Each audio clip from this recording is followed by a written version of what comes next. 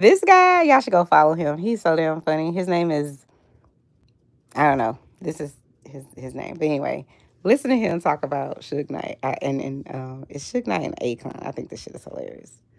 Suge Knight. Y'all remember Suge Knight, right? You know, famous music executive who hung around some hard folks. Hey, look, it's MC Hammer. Well, he was also known to be a bully in the music industry and would extort people for money. But one day, or night out in there, he threatened the wrong person. And that person was Akon and his road manager, but that's going to come later. And it all started because Akon had a problem. See, Akon had just signed a producer named Detail. And Detail owed Ray J some money. Now, Suge Knight worked with Ray J, so that meant Detail owes Suge Knight some money too, and you don't want to owe Suge Knight some money. So Suge Knight called Akon. He says, Akon, your producer owes some money. Akon says, okay, how much is it? I'll send it right now. Suge Knight says, oh, 25,000. Akon says, well, I'm cool with Ray J. I'll call him. We're going to work it out. Suge Knight says, all right, cool. So Akon calls Ray J and says, hey, I'll send you the money after Detail makes a few songs. Ray J says, that's cool, that's fair. Suge Knight said, fair this, fair that. Akon, where my money at? So Suge Knight pulls up on Akon. He says, Akon, where my money? Akon said, I just talked to Ray J. He said he's going to split it with you. Suge Knight said, well, why don't you just send it to me and I'll split it with Ray J? Akon said, I already promised Ray J I would send it to him. You're just going to have to take it up with him. Suge Knight said, that's cool, no problem. Turns out it wasn't cool because Suge Knight pulls up on Akon a few more times. Has the same conversation. But then here's where things start to get wicked. The fourth time Suge Knight pulls up on Akon, Akon's at a party. Suge Knight been drinking a little bit. He pulls up on Akon. He said, yo, where my money at? Akon said, Brody, we just talked about this. Not Brody. Suge Knight said, well, call me Thomas Edison because I ain't hear nothing. Right. Fun fact, for those of you that didn't know, Thomas Edison only had partial hearing in one ear. Akon said, Brody, come on now. Now, this is when Akon's road manager notices Suge being a little aggressive. So he walks over and says, Suge, if you really got a problem, we can throw them things in the bathroom, or you just gonna have to move on. Now, something I forgot to mention is Akon's road manager's name is Big Ja, and he big. Look at that man neck. Right. Nice. I don't fight. I cannot. People on their side. Everybody notices the person with Suge Knight has that on them. But then Suge Knight makes a mistake. He gassed up. He said, people's mamas would be scared to come to LA when I'm through. Boom! Big Ja hits him with a clean right. Big Ja's mom had recently passed away. This hit a sore spot. Suge Knight goes straight to sleep. I don't know if it was this exact moment, but it works for this story. Suge Knight was knocked out a few times. But he's sleeping. He wakes up. He said, what happened? He said, oh, yeah, I was threatening someone. His mom gets tapped by his friend. He said, his friend said, Suge, you at the hospital. You're not there no more. Suge said, what? Damn, boy got a mean right. Right. Said, okay, he up from his nap. Suge, what happened? Not from his nap. I'm Suge Knight. You think I'm finna tell y'all anything? I'm about to say y'all shit. Suge Knight says, wait. His name was Big Ja. Right. Akon's road manager. He about 6'2", 250. Suge gets to singing. Now, Suge denies this part, but according to a few people, he brought up charges against Akon's road manager. And he tells Akon's road manager, I'll drop the charges if you send me some money. They ended up paying Suge Knight a bunch of money, and he dropped the charges. Meet Suge Knight. Y'all remember Suge Knight, right? You know, famous music executive. Listen. You can't trust Suge Knight. But the thing is, Suge Knight, how the hell he got a whole ass podcast from jail?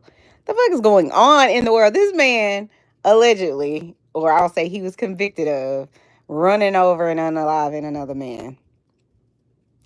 So, he's a pretty dangerous guy. Because for you to run somebody over, damn. Let that sit there for a second. You run them over. All I could think is if the person's in the way and they standing in front, so you hit them with your car, they break, you probably breaking some sort of rib, depending on how fast you're going. And then if they hit the ground, which I assume they definitely do, their head, listen, in my mind, their head cracks like an egg on the concrete.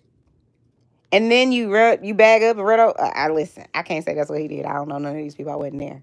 But I'm like, listen, oh boy, whoever it was that knocked Suge the fuck out.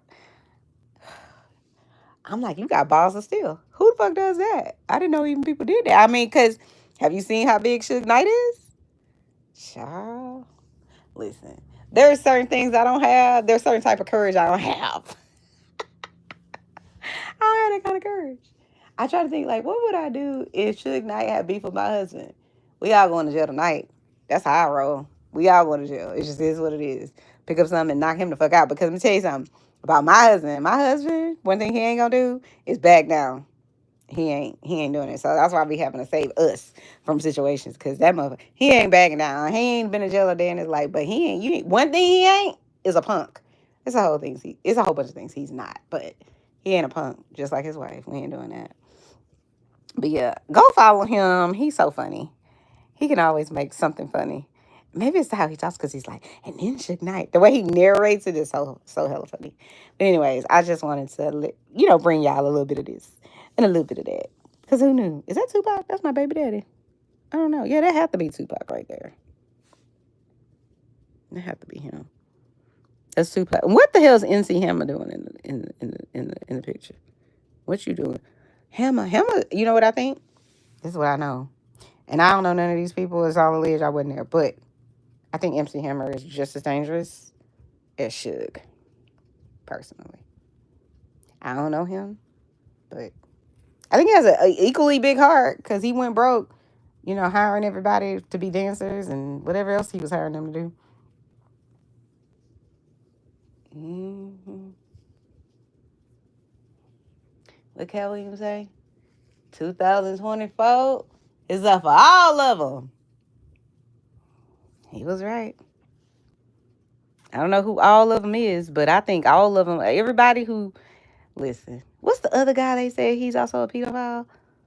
Oh my God, I can't think of his name because I didn't think that he was until I was like, whoa, who's the other guy they say? He's a guy that doesn't seem like he would be that person. I know I've heard whispers of Ashton Kutcher. I've heard whispers of Ashton being one. Because it's weird because I would have never guessed that one. But two, the way that they saying that he's operating is even more sinister. Because it's like Ashton Kutcher is one of those people down to the courthouse, down to the I don't know, the immigration and whatever else, trying to get people to fight against child trafficking and stuff like that. So that's more sinister. You know what I'm saying? It's almost like that lady that worked with Jeffrey Epstein who was, securing all the girls and stuff like that. Because she's a female, you're thinking on some level, oh well, she's a woman, so if she's pretty and she has money and she's saying I should do this, then I'll be protected in some way. Very adjacent to all of the people who think that Diddy has something to do with Tupac passing away, and has something to do with Biggie passing away. To me, if Biggie, if